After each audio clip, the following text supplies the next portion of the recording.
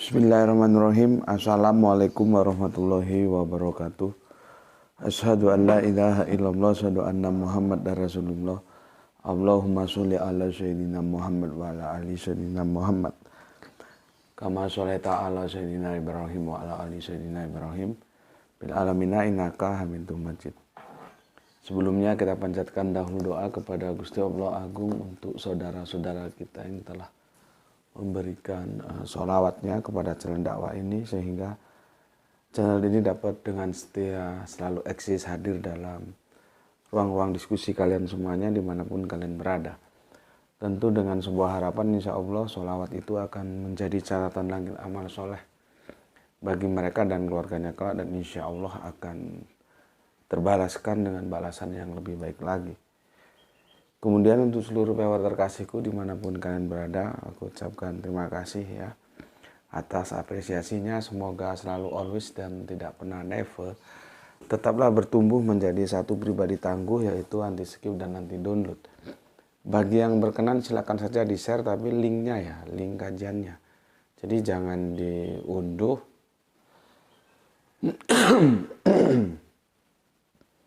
lalu potong-potong ya, terus diunggah ulang. Aku tidak kasih izin untuk yang demikian.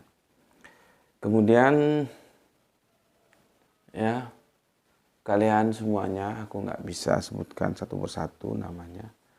Aku ucapkan terima kasih yang telah memanjatkan doa kepada Allah untukku dan keluarga, dan semoga kebaikan doamu itu juga Gusti Allah curahkan untukmu semuanya. Sebagai sesama saudara, kita saling mendoakan dalam kebaikan, dan insya Allah doa kita bagian dari sekian banyak doa yang dikabulkan oleh Gusti Allah Agung. Amin amin ya robbal alamin. Oke, kita lanjutkan kajian kita tentang mimpi dan wahyu ya.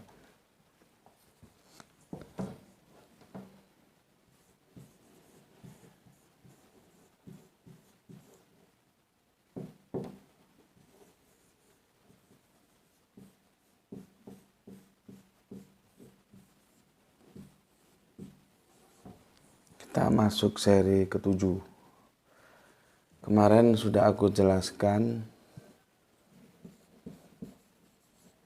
arok ya, terus ada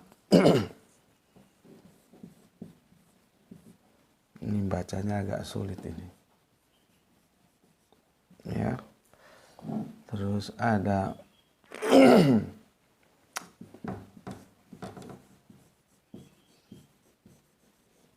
ya. Kalau translate-nya ke Latin kurang tepat ya, kamu lihat ke Arabiumnya ya.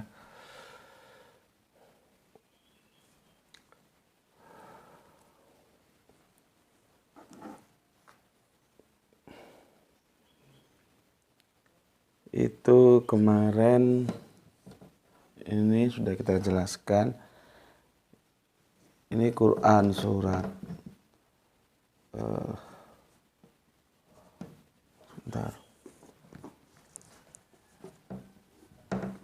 Quran surat 12 ya, ayatnya yang ke-43 ya.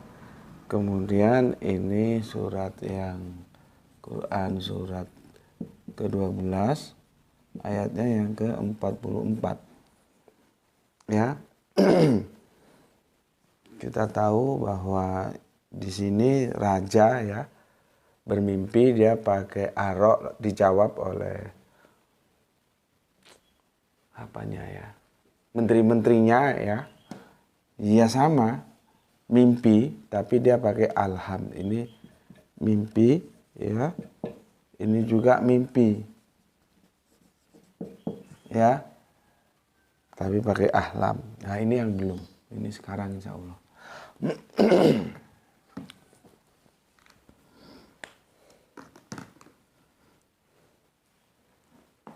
Oke, aku sudah katakan ya, sebetulnya kajian kita ini kan intinya untuk kita cari tahu bahwa mimpi itu salah satu metodologi atau salah satu jalan atau salah satu tools yang digunakan oleh Gusti Allah Agung untuk menyampaikan wahyu kepada para nabinya, ya.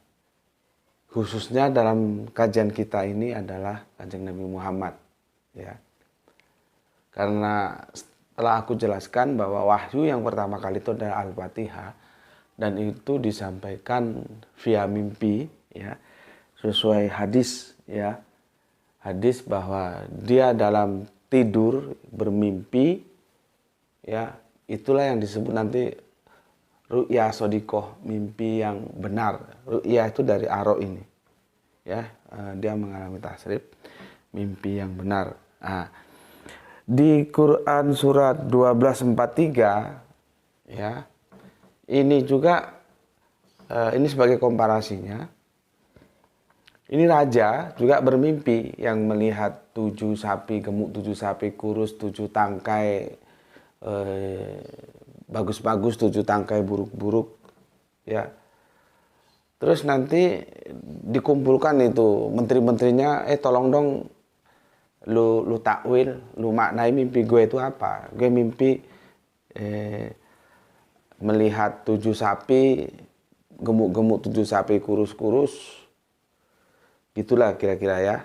Nanti kamu bisa baca sendiri, cuma 7 tangkai bulir, ya, 7 tangkai, ya, tentunya kalau di sana gandum, kalau di sini padi, di sana kan nggak ada padi, ya. Ya, 7 tangkainya jelek-jelek gitu, terus apa gitu. Dijawab oleh para menterinya itu pakai sama dengan mimpi, pakai alham. Ya, ini mimpi kalau ini, ya. Karena dia jamak. Maka, ya, kenapa di sini pakai aro, sedangkan di sini pakai alham, padahal sama-sama mimpi. Kita sudah tahu bahwa ini adalah mimpi yang terkait dengan wahyu, mimpi yang benar, gitu, ya. Dia mimpi yang hak, ya, yang hak atau yang hak, ya. Ini, ya, aro. Sedangkan yang ahlam ini angan-angan kosong, gitu loh. Angan-angan kosong, gitu loh. Jadi para menterinya nggak bisa jawab mimpinya itu, terus dibilang, itu hanya angan-angan kosong. Mimpi yang angan-angan kosong itu pakai alham. Kalau mimpi yang sungguh, yang hak itu pakai aro. Jelas, ya? Nah, nanti kamu baca episode surat ke-12, ya. Surat ke-12 itu mulai awal itu, ya. Itu kan Kanjeng Nabi Yusuf itu bermimpi. Ini episode Kanjeng Nabi Yusuf, ya. Bermimpi juga, kan. Bisa kamu buka Al-Qur'anmu, ya. Ketik yang digital, ya, supaya cepat. Ketik mimpi, ya,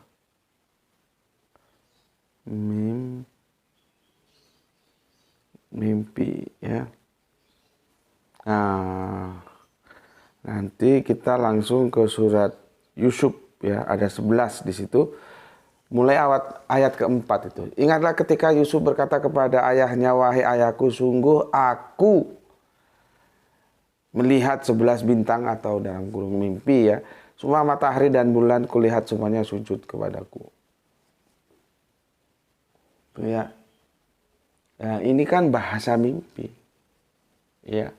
Siapa itu melihat 11 bintang, matahari dan bulan kulihat semuanya sujud kepadaku. Ada 11 bintang, ada matahari, ada bulan. Ya. Yang itu nanti tergenapi ketika Kanjeng Nabi Yusuf, ya, telah masuk kawah candra di muka. Yang pada saat ini kawah candra di mukanya itu penjara, ya, kasus karena dalam tanda kutip ada apa, ya, asmara gitu ya, yang itu sebetulnya ya triggernya bukan dari Kanjeng Nabi, tapi dari Zulaika yang istrinya raja itu ya. Akhirnya ya raja kan harus dijaga jangan sampai kehilangan muka. Ya sudahlah, Yusuf yang dipenjara. Artinya supaya supaya raja tetap tidak kehilangan muka, istrinya juga begitu ya. Sebetulnya Kanjeng Nabi Yusuf kan ya tidak punya salah itu. Nah, di dalam penjara temannya itu ada dua ya, sama-sama di penjara, dan itu bermimpi terus disampaikan kepada Kanjeng Nabi Yusuf ya. Terus mimpinya ditakwil karena di ayat yang keempat itu kalau kita baca terus nanti ketemu bahwa Gusti Allah juga itu memberikan ajaran kepada Kanjeng Nabi Yusuf untuk menakwil mimpi. Ya, akhirnya nanti lu yang satu lu mati disalib di patok burung gitu ya. Itu yang satunya lu jadi pelayan, tukang ngasih apa kalau kita minuman apa gitu, ada tamu gitu kan. Nah, kemudian itu menjadi kenyataan. Si Kanjeng Nabi Yusuf kan pesan sama yang masih hidup itu, nanti lu sampaikan ya tentang gue gitu. Nah, ternyata dalam perjalanan waktu lupa. Jadi Yusuf tetap aja di penjara sampai lama gitu lah, karena temannya ini lupa. Ya, lupa. Nah, barulah masuk ke peristiwa ini. Ketika raja bermimpi, ya, Arok, ya, terus dinyatakan oleh menteri-menterinya Alham, ya, mimpi kacaunya kan begitu. Kalau ini Arok itu mimpi yang benar, ya, yang hak, sedangkan ini mimpi yang angan-angan kosong, karena mereka tidak sanggup mentakwilnya. Maka si teman dalam penjara tadi, oh iya, gue kelupaan, gue punya teman Yusuf di penjara. Laporan dia, panggil Yusuf, ditakwilkan. Baru nanti untuk menghadapinya itu kan ada kemarau panjang, berapa tahun, 7 tahun atau berapa gitu ya. Stok-stok makanan disiapkan ya untuk menghadapi kemarau yang panjang itu. Kan itu starting point-nya. Kalau musik itu namanya itu, kalau seniman itu album perdana, kira-kira begitulah ya. Itu kan starting point-nya. Kalau dalam musik itu album perdana itu starting point-nya. Kanjeng Nabi Yusuf masuk ke lingkaran istana, sehingga mimpinya yang 12 bintang, matahari dan rembulan sujud kepada dia itu menjadi kenyataan. Nah, Kanjeng Nabi Yusuf itu pakai ini, pakai Arok ini loh, nggak pakai ini, juga nggak pakai ini. Paham? Yang jadi masalah kalau kita nggak teliti, memang semuanya jadi mimpi. Arok ya mimpi, Alham ya mimpi, Manam ya mimpi. Sama dengan yang aku sudah ulang-ulang kemarin. Ilah ya Tuhan, Rob ya Tuhan, Torik ya jalan, Syabil ya jalan. Apalagi Torik, Syabil, Sirot, ya jalan, Sirotol Mustaqim, ya jalan. Padahal ini jalan yang berbeda-beda. Iya sih jalan, tapi jalannya Torik, jalannya Sabil, jalannya Sirot beda. Iya sih Tuhan, Tuhan yang ilah, Tuhan yang Rob itu beda. Itu sudah di breakdown sesuai dengan domainnya masing-masing. Sama dengan mimpi. Arok ya mimpi, Alham ya mimpi, Manam ya mimpi. Yang sudah kita pelajari, Arok dan Alham. Bahwa Arok itu mimpi yang sungguh-sungguh. Maka peristiwa Kanjeng Nabi Yusuf itu dimulai dari awal tadi abad ke-6 itu pakai ini dia. Nggak pakai ini, nggak pakai ini. Artinya mimpi yang benar-benar terjadi nanti ya. Makanya ketika Kanjeng Nabi Muhammad itu menerima wahyu, itu kan dijelaskan dalam hadisnya, tidur dalam mimpi. Jadi ya tidur, bukan nggak tidur. Tidur kan nggak ada kesadaran. Iya di dalam tidur, tapi dia mimpi. Nah, harus ingat, dalam mimpi itu ada kesadaran. Tapi ingat, lagi kesadaran dalam mimpi itu adalah sebatas yang dia mimpikan. Buktinya apa? Lah dia bisa menceritakan kok. Kalau nggak bisa kan memorinya blank. Artinya apa yang dia alami dalam mimpi itu terekod dalam memori kita. Memori yang mimpi itu. Nah, pada konteks ini Kanjeng Nabi begitu menerima wahyu itu terekod dalam memorinya Kanjeng Nabi. Makanya bisa mengajarkan kepada kita seperti apa yang disampaikan oleh Bunda Aisyah. Cuman Bunda Aisyah dan kita itu bukan experience. Yang experience itu ya Kanjeng Nabi. Maka dari itu dalam memahami hadis itu jangan dipotong tidur. Tidur dan mimpi itu satu paket. Di dalam tidur itu karena mimpi itu ada dalam tidur. Yang kita bahas mimpi yang harafiah bukan yang metafora. Gitu ya. Oke. Sekarang aku akan menjelaskan manam ini. Ya sebetulnya kan kalau konteksnya menjelaskan tentang wahyu Al-Fatihah selesai sudah.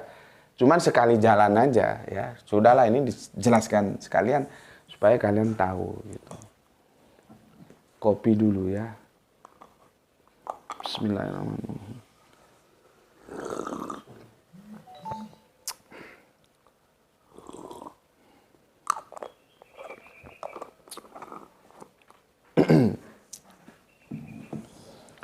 Ya pelan-pelan lah ya. Lama-lama kan kalau ada bodoh itu menjadi bertepi. Lama-lama habis. Ya yang penting kita mau studi supaya bodohnya itu bertepi. Kalau bodohnya nggak bertepi, ya goblok terus gue. Ya. Insya Allah kita akan selesaikan nanti sampai ke surat As-Saffat, surat 37. Ya. Karena di surat As-Saffat khususnya itu surat 102 sebetulnya pernah kita bahas. Dia pakai dua ini. Gimana itu mengartikannya? Mimpi dalam mimpi. Aku bermimpi dalam mimpiku itu aku mimpi apa begitu? Karena dia nanti arok fil manam. Coba. Gue tanya sama lu sudah ngaji kemana aja? Lu pernah diajarin gini seperti gue ngajarin lu tentang mimpi? Ayo ngomong sama gue. Ngaji kemana aja lu? Makanya gue kan kagak larang, justru gue suruh. Silakan lu ngaji kemana saja. Supaya lu bisa mengkomparasi. Pernah nggak ada yang mengajarkan tentang wahyu pertama kali turun itu Al-Fatihah dan dia disampaikan lewat metodologi yang dinamakan mimpi dan menjelaskan mimpi seperti aku menjelaskan seperti ini. Makanya di sini itu khusus orang yang memang benar-benar mau mencari ilmu, mau ngaji. Kalau yang hohihe nggak usah di sini lah, pergi sana. Ya, supaya apa? Gobloknya hilang. Kalau bodohnya itu nggak dibikin bertepi ya, kamu sampai mampus tetap aja goblok.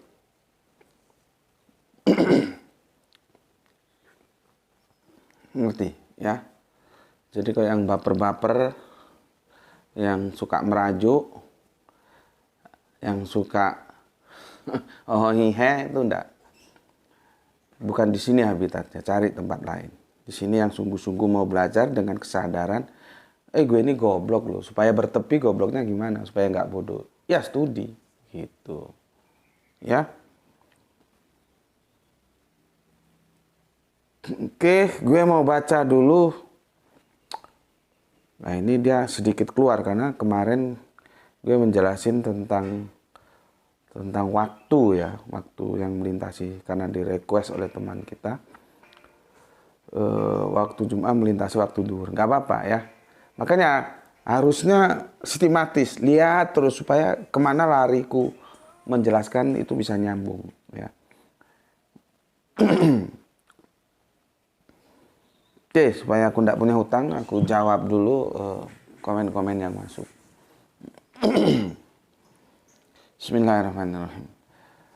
Dari soleha kita Gispati, alhamdulillah Palu hadir Tuan Guru, aku setuju dan paham, alhamdulillah. Salat Jumat itu dilaksanakan pada hari Jumat dan waktunya 12 jam. Sedangkan salat 5 tetap dilaksanakan 5 kali pada waktunya masing-masing. Karena salat Jumat dan salat 5 kali dalam 24 jam adalah wajib hukumnya. Salam Isra buat semuanya. Salam Isra. Terima kasih atas 3 hati merahnya. Ya. Ini Gispati sudah paham, sudah ngerti dia. Ya, pijakan dasarnya ini. Ya, semuanya itu sama-sama diwajibkan. Gitu loh. Dan punya waktu masing-masing, yang satu di ikatannya hari Jumat, yang satu ikatannya 24 jam. Terus 24 jam dibagi 5 sekitar kan 3,5 jaman. Gitu. Pertanyaan gue gini, Gispati cewek aja paham kok. Terus lu yang cowok-cowok gimana? Betul. Nah ini cewek aja paham kok, ngerti kok dia. Masa lu yang cowok-cowok nggak ngerti? Sebetulnya semua pernyataan di dalam sini gue bisa jawab, tapi gue kan nggak mau jawab. Setiap kerangka berpikir itu harus disadarkan oleh hadis, oleh Al-Quran. Nggak boleh dia lepas. Selama dia ada sandarannya, itu harus disandarkan. Artinya apa? Al-Quran dan hadis menjelaskan itu. Yaitu harus menjadi sandaran, tidak bisa menjadi pikiran yang lepas. Memang sih gue tahu dalil itu ada dalil nakli, ada dalil akli. Tapi selama Al-Quran dan hadis sudah menjelaskan, kamu nggak boleh pakai aklimu, seenak udelmu. Nggak boleh. Ya. Harus tunduk terhadap Al-Quran dan hadis. Lah kalau sudah Al-Quran dan hadis seperti itu, terus kamu mau mengambil dalil akli, dan itu tidak mendasar. Akli itu otak, akal, rasio. Nas itu ya tertulis Al-Quran dan hadis. Gitu. Jadi dalil itu ada akli, ada nakli. Gitu. Sebenarnya gue bisa jawab masalah kecil tuh, yang mau menyanggah gue. Kenapa? Gue pelajari ini lebih dari tahun berapa ini gue sudah pelajari. Gue tamat SMA apa tamat kuliah, lupa gue. Lah terus mau ada bantahan-bantahan kelas receh gitu mau bantah. Bantah itu pakai dalil. Dalilnya apa? Al-Quran mana? Hadisnya mana? Tunjukkan. Gitu loh. Ya. Makanya kita dalam belajar agama itu harus tahu. Ya. Mana laki, mana perempuan itu dalam agama itu tidak hanya disandarkan terhadap genetika, biologis. Gispati ini cewek tapi dia laki. Karena apa? Cerdas. Lah kalau ada cowok tapi goblok, dia itu cewek. Gitu loh. Jadi hati-hati. Dalam agama itu begitu. Aku sudah berapa kali jelaskan. Kenapa disebut al-muntahana? Perempuan yang diuji. Kenapa kagak laki yang diuji? Padahal itu kan terkait behind screen-nya dengan Baiat Aqobah. Itu banyak yang cowok. Kenapa disebut cewek? Ya karena di dalam Islam kafir itu digenderkan cewek. Kalau Islam itu gendernya cowok gitu loh. Kalau nggak bisa lu terima, mungkin terlalu ribet penjelasan gue gini loh. Dalam antropologis Islam itu ada kata-kata ojo medoi kon. Medok itu berasal dari kata wedok, perempuan. Medok itu merempuan. Jangan merempuan kamu. Artinya berkarakter laki-laki lah kamu. Artinya lagi di situ tidak berbicara genetika, gender, ada tititnya, ada ninitnya, nggak begitu. Tapi kembali ke karakter. Ya. Pengkhianat-pengkhianat itu perempuan. Tapi pejuang-pejuang sejati, katakanlah Malahayati yang ada di Aceh, terus ibu kita Kartini, itu laki itu. Gitu loh ya. Itu laki. Bukan cewek. Ya, maksud gue gini loh ya. Lu silakan, gue kan terbuka. Jangankan potongan muka lu. Ini udah gue sebar kemana-mana. Gue mau cari orang yang bisa menyanggah pendapat gue secara akademis. Tapi kagak ada. Lah kalau terus gue ketemu muka lu bantah, tapi tidak berargumentasi dengan Al-Quran As-Sunnah. Kan mending gue tendang kepala lu. Ngapain juga lu kesini? Tahu ya? Bukan gue nggak bisa jawab itu. Bisa, tapi receh, males.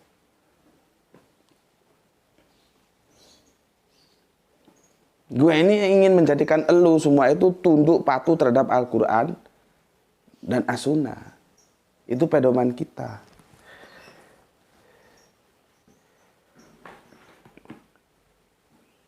Gue sudah ajak diskusi pakar fikih. Semoga Allah merahmati tidur pandangnya. Ustadz Maksum. Dari mana? Dari Persis. Lu tahu sendiri kelas Persis. Akhirnya beliaunya kepepet juga. Karena bukunya gue kasih 5 buku. Terus seminggu kemudian kami diskusi. Setelah beliaunya baca buku yang gue kasih. Terus jawaban beliau cuma begini. Karena beliau juga pernah hidup di Mekah. Dalam menuntut ilmu dia jawab. Tapi di Mekah Madinah nggak begitu. Ya gue tinggal jawab dong. Memangnya Kanjeng Nabi bilang Islam itu Mekah Madinah. Kanjeng Nabi tinggalkan 2 pusaka Al-Quran dan As-Sunnah, bukan Mekah Madinah. Jadi keislaman itu dibangun atas apa informasi yang disampaikan oleh Al-Quran dan Sunnah, bukan Mekah Madinah. Mekah Madinah itu adalah antropologis budaya pendekatannya. Budaya itu bisa berubah-ubah dalam tempo waktu yang sekian panjang. Masalahnya yang harus kita tanyakan, ketika Al-Quran hadis mengatakan merah, kenapa budaya menjadi putih? Begitu. Goblok, ngerti gue? Ya, tanya sama Agis Pati kalau nggak ngerti. Oke. Maksud gue gini loh, kalau sudah gue tunjukin ini hadisnya, ini Al-Qur'annya, you harus ikut. Bukan ikut gue, ikut Al-Qur'an dan hadis itu loh.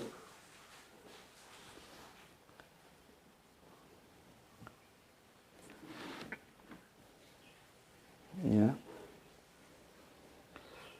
Oke, kemudian Bapak Abdul Muluk ya, Assalamualaikum, Waalaikumsalam, dari Sedang, izin nyimak Gus. Semoga kita selalu dalam keadaan sehat-sehat dan salam Isra untuk saudaraku semua. Terima kasih. Oke, terima kasih Pak Abdul Muluk. Semoga bahagia bersama keluarga, nggih. Bersama istri tercinta, anak-anak dan cucu cici tercinta. Ini Pak Abdul Muluk ini sudah apa ya? Sudah melalui sekian tahapan kehidupan. Beliau adalah sesepuh kita. Ya. Gue jamin Pak Abdul Muluk belum pernah menerima penjelasan tentang sholat Jumat dan sholat duhur seperti gue jelasin. Sekarang sudah gue jelasin. Pilihan ada di tangan kalian semuanya. Mau ikut yang mana? Ya. Oke, terima kasih. Kemudian dari Deli Serdang kita ke Bandung, ada Kang Sahran Gipari menyimak setelah duhur. Cerah ceria cuaca hari ini. Oke, terima kasih. Salam Isra untuk yang ada di sana. Bu Ne, alhamdulillah Banjarmasin hadir, baru bisa menyimak kajian Mampir Ngombe setelah ba'da maghrib, setelah jadwal puls hairan. Salam Isra, terima kasih Bu Ne. Ini sibuk terus ini Bu Ne kita ya, tapi tetap berupaya meluangkan waktu untuk ngaji. Irwan Al-Abgar, mantap Gus, referensi yang meyakinkan. Cuman aku cross check di ponakanku yang saat ini mondok di Mekah, mereka juga masih mainstream, hanya sholat Jumat saja tanpa melakukan sholat duhur. Aku penasaran apakah tradisi di Mekah sudah begitu jauh menyimpang dari tuntunan Rasulullah. Atau mereka punya riwayat yang mengisahkan bahwa pada hari Jumat itu Rasulullah hanya melakukan sholat Jumat berjamaah saja tanpa melakukan sholat duhur berjamaah, sehingga hal itu menjadi tradisi hingga hari ini di Mekah sana. Dan tradisi itu terbawa ke Indonesia oleh penyebar Islam di Nusantara ini. Sementara ini aku masih ikut mainstream sampai aku menemukan riwayat yang lebih detail tentang pelaksanaan sholat duhur dan Jumat di zaman Rasulullah. Masih menyimak dari Kerinci, Jambi. Lah inilah yang aku bilang, gimana ya, kerangka berpikirnya salah, jadinya goblok bin bodoh ya, seperti Irfan ini. Dan ini juga berlaku kepada kalian yang masih membantah.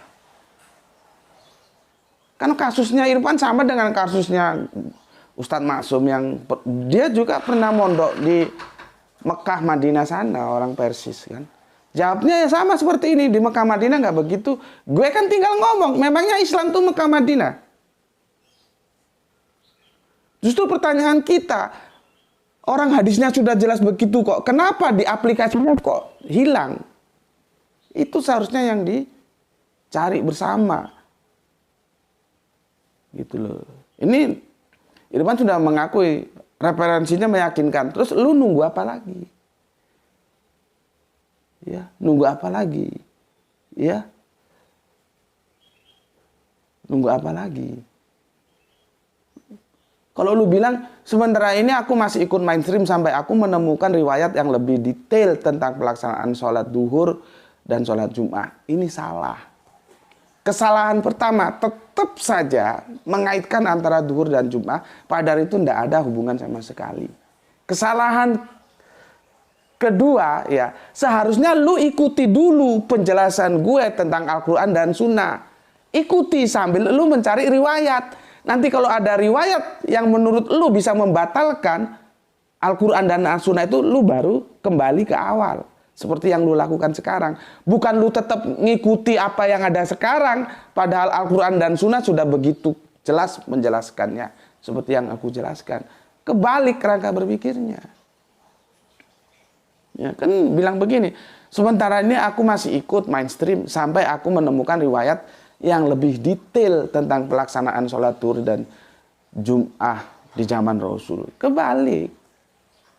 Seharusnya lu ikuti dulu Al-Quran dan Sunnah itu sampai nanti lu boleh jadi berubah kembali ke awal mengikuti mainstream kalau lu menemukan riwayat yang lebih detail. Gitu. Sampai mampus lu nggak akan ketemu. Sampai mampus.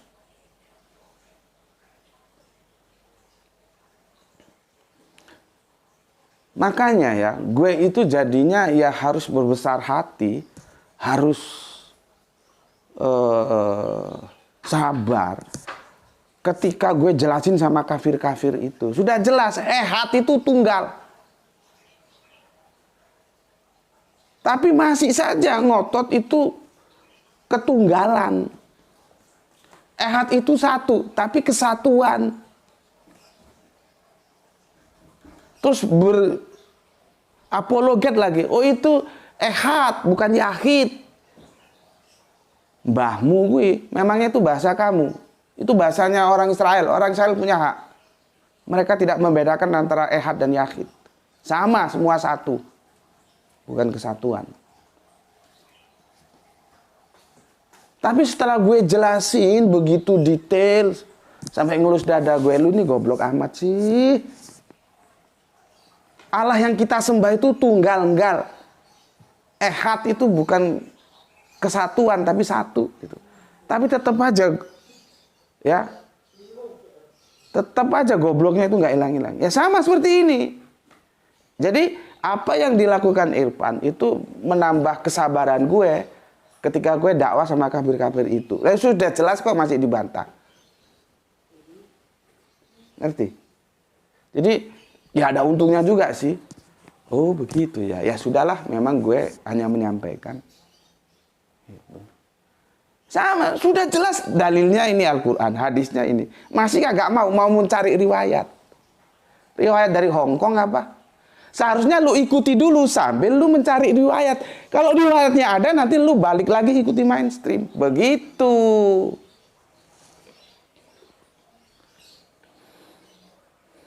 Kemudian Wahyu Junaidi. Assalamualaikum, Waalaikumsalam. Sejak awal JM menjelaskan hal tersebut. Ayah sangat paham tiap Jumat melakukan 2 perintah sholat tersebut, Jumat dan duhur. Ayo Ker lakukan sholat Jumat dan duhur karena keduanya diperintahkan. Salam Isra. Salam Isra. Mantap. Itu. Ini mantap ini si Wahyu di Junaidi ini. Dan gue kan sudah berkali-kali bilang, omongan gue itu lu saring. Kalau tidak bersandarkan Al-Quran dan Sunnah, lu buang. Tapi kalau bersandarkan Al-Quran dan Sunnah, ya lu ikuti dong. Bukan mengikuti gue. Gue kan hanya menyampaikan ikuti apa kata Al-Quran, apa kata Sunnah. Beragama itu begitu. Kalau gue punya, iya Al-Qurannya begitu Sunnah, tapi pemahaman gue beda. Ajukan sama gue. Pemahaman lu seperti apa? Gitu. Ya. Selamat Suryanto. Assalamualaikum, Waalaikumsalam. Sebenarnya umat Islam sedunia yang jumlahnya 1/4 populasi penduduk bumi bisa menetapkan hari Jumat sebagai hari libur. Yahudi saja bisa buat Sabtu libur, weekend maksudnya ya, sehingga nantinya seluruh umat Islam sedunia bisa sholat Jumat di pagi hari seperti sholat Idul Fitri dan Idul Adha. Fatwa ulama yang mengatakan sholat Jumat pengganti sholat zuhur akan terpatahkan dengan sendirinya. Semoga suatu hari kelak umat Islam bisa menjadi penentu kebijakan dunia. Islam sebagai pemimpin peradaban dunia dapat terwujud. Islam rahmatan lil alamin. Wassalam. Mantap. Tapi kembali lagi ke masalah terjemahan yang disalahi. Wasaton itu bukan umat pertengahan. Wasit itu menentukan. Jadi Gusti Allah Agung lewat Al-Quran perintahkan kita umat Islam sebagai penentu. Seperti apa yang dikatakan Kang Mas Slamet Suryanto. Kita menentukan, penentu, bukan ditentukan. Tapi bagaimana bisa begitu? Baca Al-Quran aja sudah keliru. Umat wasaton kok umat pertengahan. Lu di tengah-tengah mau apa? Tabrak mobil situ. Modar gue. Wasit itu bukan tengah-tengah, bukan umat pertengahan. Umat penentu. Kita menentukan, bukan ditentukan. Kalau kita menentukan, kita bisa bikin aturan main. Jumat libur. Lu otak kalian pernah nggak bertanya ya, kenapa ya Ahad libur? Dulu kan Ahad libur. Baru kemudian era-era kekinian, Sabah libur. Lu otak lu kerja dong. Ahad itu hari rayanya apa? Sabah itu hari rayanya apa? Lah terus kok Jumat sampai sekarang nggak libur-libur itu loh. Itu yang dimaksudkan oleh Kang Mas Slamet Suryanto. Karena kita tidak jadi penentu. Bagaimana mau jadi penentu orang baca Al-Quran terjemahannya aja sudah salah. Dan semua ulama tidak ada yang memberikan koreksi. Gue memberikan koreksi. Itu bukan umat pertengahan, tapi umat yang menentukan. Supaya kita punya nyali gitu loh. Lu kan tahu Ahad itu hari rayanya apa, hari besarnya apa, hari ibadahnya apa. Sabat itu hari rayanya apa, hari besarnya apa. Kita kan Jumat, kan gue sudah berkali-kali ngomong sama lu, kita punya tiga Id. Idul Fitri, Idul Adha, sama Idul Jum'ah. Yang dua ini hari raya tahunan, yang satu hari raya pekanan. Dirayakan pekan sekali.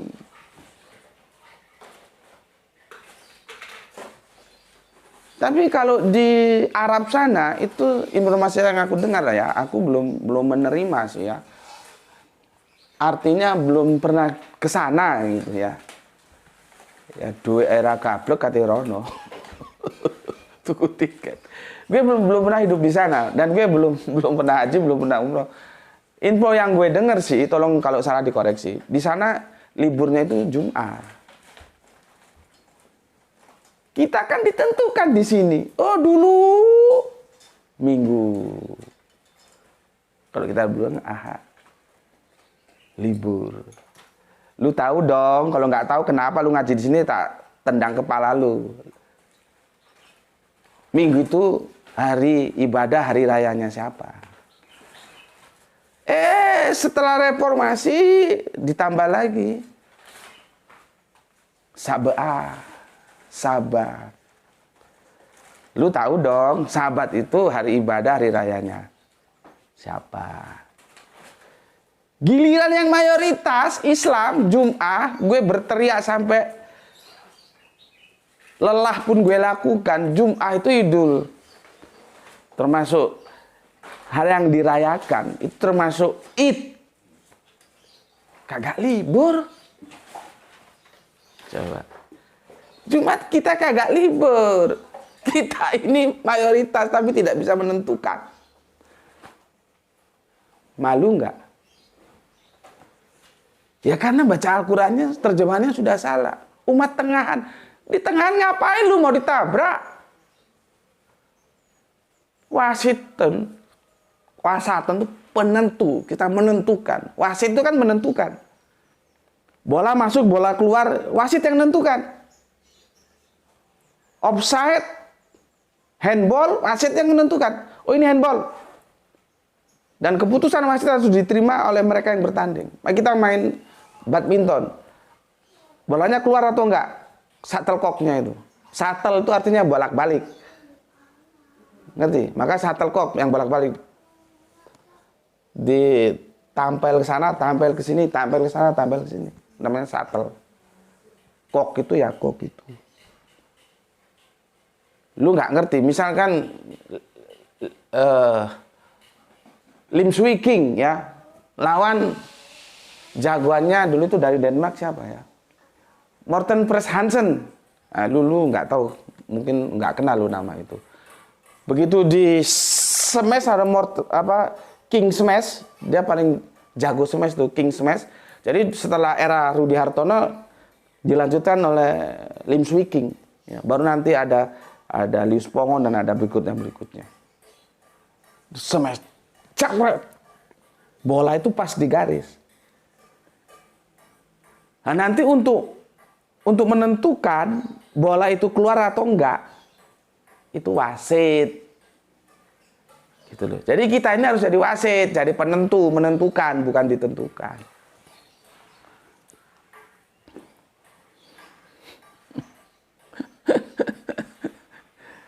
Cuman kalau otak lu geblek ya kamu nggak berpikir ke sana. Ya. Oh iya ya, kenapa ya? Di hari-hari ibadah mereka libur, justru hari ibadah kita enggak libur.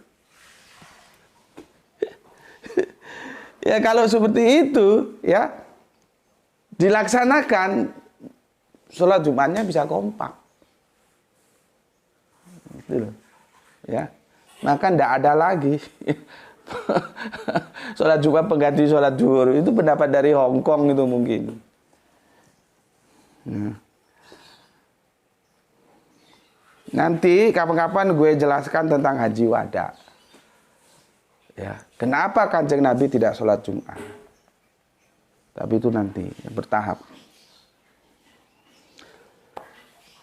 Kang Mas Agus Antoro, maaf Gus, ini yang sudah aku lakukan di hari Jumat.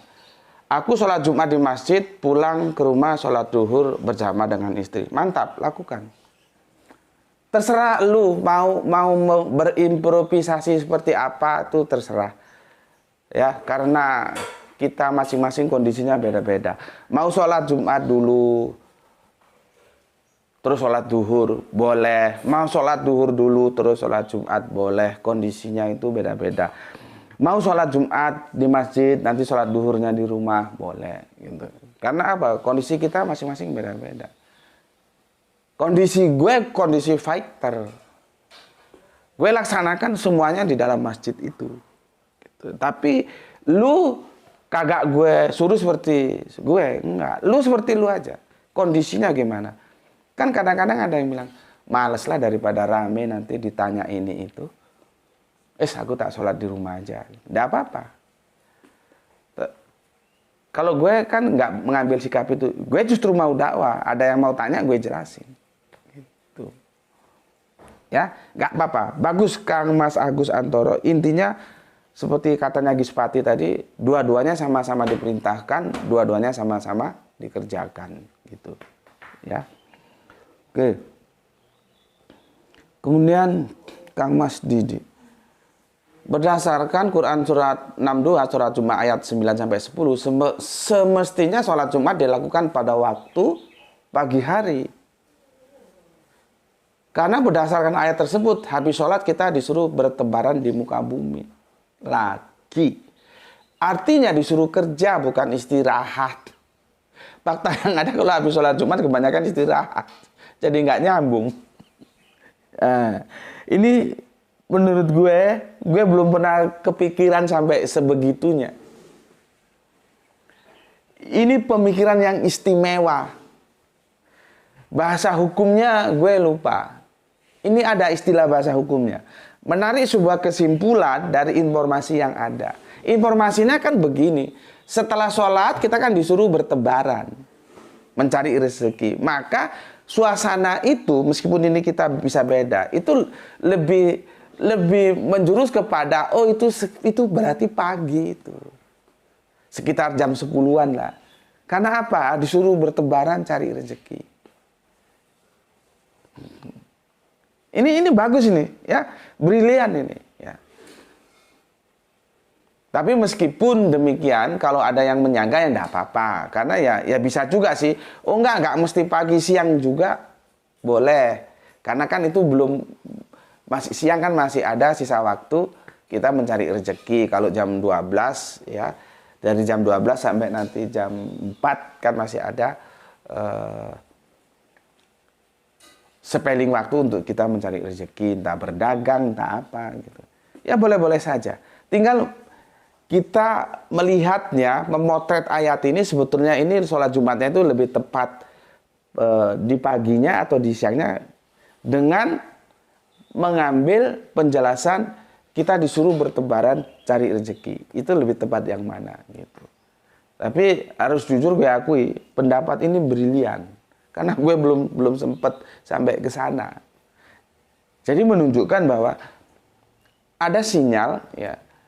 Oh, ternyata sholat Jumat itu nggak harus di waktu duhur. Pagi bisa gitu loh. Ya. Dan faktanya sekarang, makanya itu, kalau kita berpegangan terhadap budaya untuk beragama, jadi kacau. Budaya kita habis Jumatan ngorok, tidur, istirahat. Padahal perintah dari Al-Quran, lu bertebaran cari rezeki. Gimana? Lu pegang yang mana? Lu pegang budaya atau pegang Al-Quran? Sama dengan pemikir-pemikir yang disampaikan dalam diskusi kita kali ini. Orang sudah dijelaskan Al-Qurannya ini, hadisnya ini. Tapi dia ngomong, di Mekah Madinah kok nggak begitu ya? Mekah Madinah itu budaya. Lu mau ikut budaya, apa lu mau ikut Al-Quran dan As-Sunnah? Gitu aja kok. Repot. Sama dengan ini, kalau ngikuti Al-Quran, habis sholat Jumat, itu kita tetap ikhtiar cari rezeki. Bukan ngorok. Coba, benar itu Mas Didi sampaikan. Bismillahirrahmanirrahim.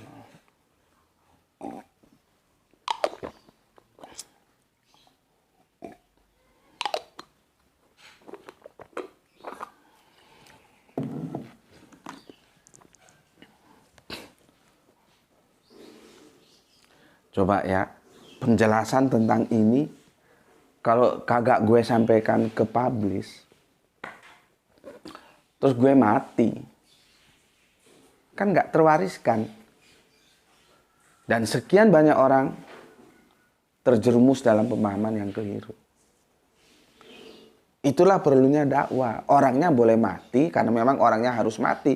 Pemikirannya tetap hidup, karena dia diwariskan kepada generasi-generasi berikut. Oke, terima kasih Kang Mas Dini. Kang Mas Oskis ya. Oh, apa yang gue bilang tentang Trenggalek ternyata, iya doa kita sih Trenggalek tetap baik ya.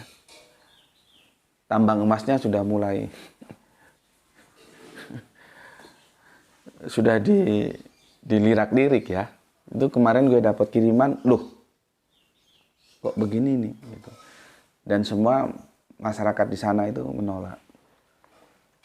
Tapi semoga tetap ada damai lah di sana ya. Gue kaget. Kalau di grup WA kita sudah tak kirimkan videonya, aku dapat, loh. Baru kemarin kita bilang, semoga saudara kita yang ada di Trenggalek damai-damai selalu. Oke, Oskis. Mungkin sholat Jumat lamanya bisa sampai 3,5 jam karena setiap rekaan mengatakan Al-Quran sekaligus. Akhirnya kehabisan waktu. Terima kasih Oskis ya. Kang Mas Agus Antoro. Assalamualaikum Gus. Waalaikumsalam. Blitar izin nyimak dari 5 menit tayang. Mantap Mas Agus Antoro. Ya Bapak Ikhwan salam Isra juga ya. Terima kasih untuk sesepuh kita yang ada di Tangerang ya, yang punya Tangerang. Sudah ya, sudah aku baca semua ya. Coba aku tarik lagi, takutnya keliru. Dah ya, aku nggak punya utang ya. Kita sekarang kesini masih ada, meskipun waktunya tinggal mepet, ya, nggak apa-apa ya. Besok kita lanjutkan ke seri yang ke-7. Sekarang kita mengkaji tentang manam, ya, tentang manam. Sebentar, aku carikan ayatnya. Kalau peristiwa mimpi ini, ingat ya, kalau di kitab Kejadian itu ada di Kejadian 41 ayat 1 sampai 36. Kemarin kan sudah. Manam. Itu ada di Quran surat Al-Anfal, ya. Ayatnya yang ke-8. Quran surat Al-Anfal ya, ke-8. Ayatnya 43. Ya. Bismillahirrahmanirrahim. Di sini yurikahumullahu fi manamika. Ka itu kata ganti ya. Kolila ya. Walau arokahum kasiro lapasitum walatanastum fil amri walakinam loha salam innahu alimun bisatis suduru. Ya, terjemahannya. Membuka Al-Quranmu. Ingatlah ketika Allah memperlihatkan mereka dalam mimpimu. Sedikit. Dan sekiranya Allah memperlihatkan mereka banyak, tentu kamu menjadi gentar. Dan tentu kamu akan berbantah-bantahan dalam urusan itu. Tetapi Allah telah menyelamatkan kamu. Sungguh Allah Maha mengetahui apa yang di dalam hatimu. Kita harus tahu behind screen-nya. Ya. Ini terkait peristiwa apa sih? Ternyata ini setelah aku lihat, ini terkait dengan peristiwa perang Badar. Iya, perang Badar. Coba kita lihat surat 8 ya. Perang Badar. Surat 8. Kamu buka juga anumu. Surat 8 43, 41, 42, 43.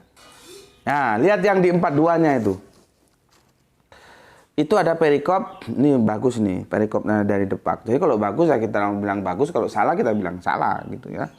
Rahmat Allah kepada kaum muslimin dalam peperangan Badar. Ya. Di ayat 43 itu. Ya, 43 itu. Ketika, ya, ingatlah, ada yang ingatlah, ada yang ketika, ya, ada yang yaitu, itu dia terserah aja lah ya. Ketika Allah, Gusti Allah Agung, menampakkan mereka kepadamu dalam mimpimu. Ya, itu pakai manam.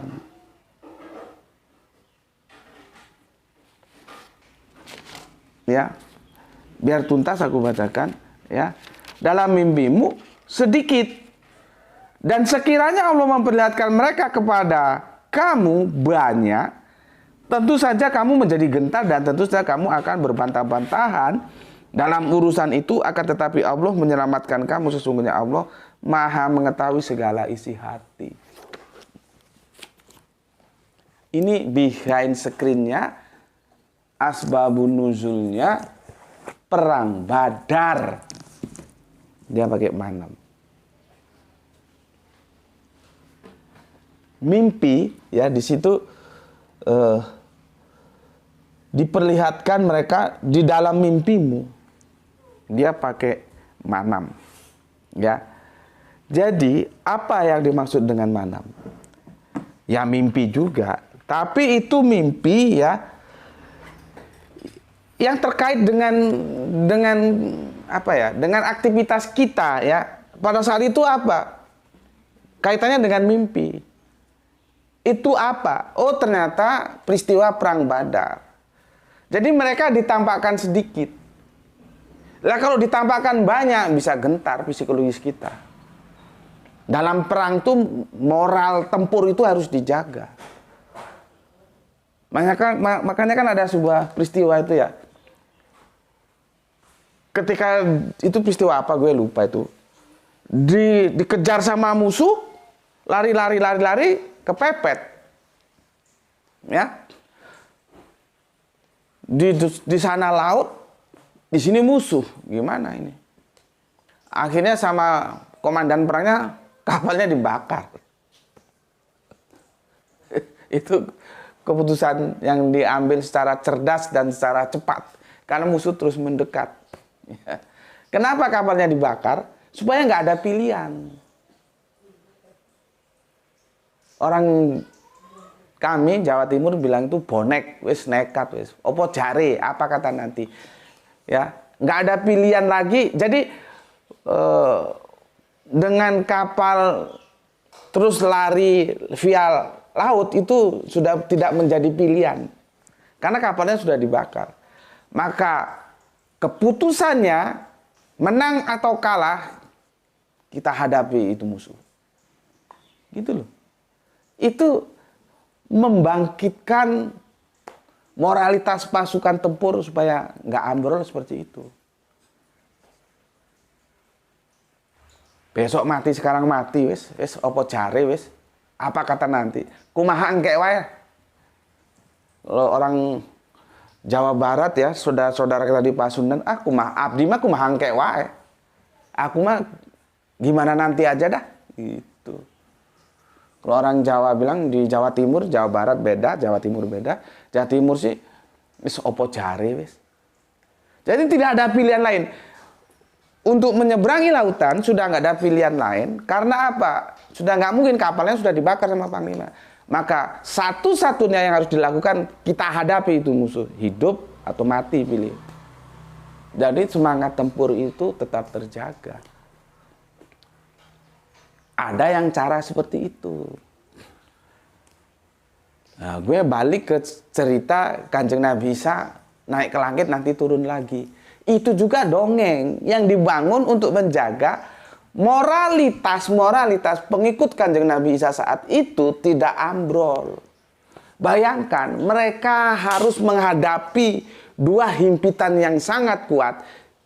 Yahudi dalam perspektif teologisnya, Romawi dalam perspektif politisnya, itu harus dihadapi. Intinya jadi pengikut Kanjeng Nabi Isa saat itu nggak enak.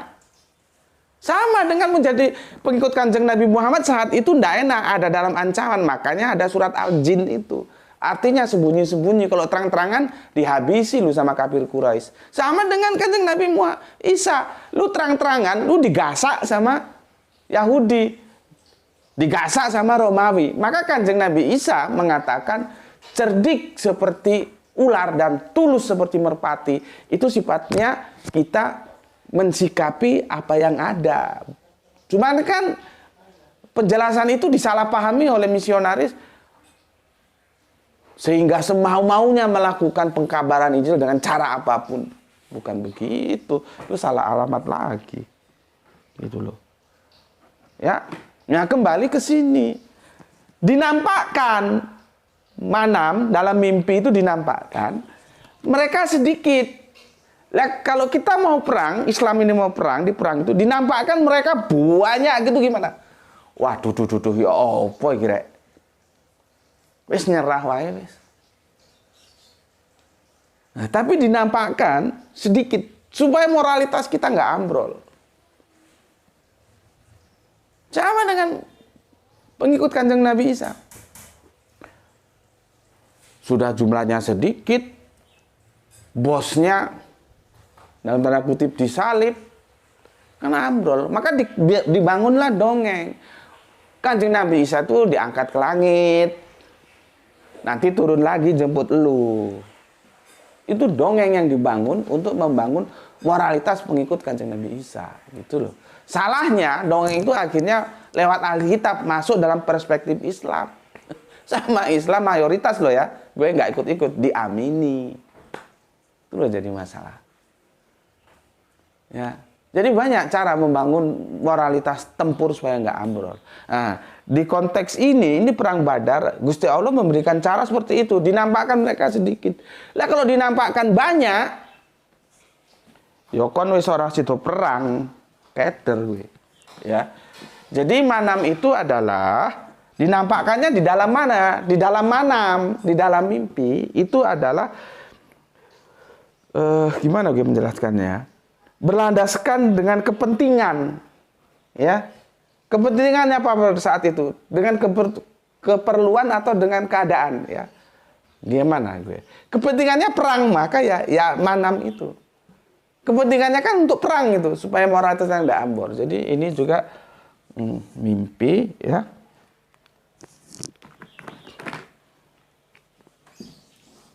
Nah, gue ini menyimpulkannya gimana ya? Gini aja ya. Mimpi yang berlandaskan pada logika ya, kepentingan dan apa ya? Karena nanti ini di surat As-Sof 102 dia pakai dua loh, pakai arok manam. Jadi arok fil manam. Nah, itu gimana lagi itu? Wah, apakah mimpi di dalam mimpi? Apa begitu? Karena ini sama-sama mimpi. Ya, insya Allah besok di seri ke-8 ya. Seri ini enggak bisa, waktunya sudah 1 jam lebih dan permaisuriku sudah orang Jawa bilang apa? Macai bidadari kecil sudah mau berangkat sekolah. Ya. Tapi lu tahu ya, lu simpulkan sendiri dah ya. Ini mimpi yang terkait dengan apa yang sedang kita hadapi gitu loh. Ini pada waktu peristiwanya apa? Perang gitu lah. Jadi manam itu ya mimpi apa ya gampangnya ya. Terkait dengan keadaan yang sedang dihadapi gitu ya. Mimpi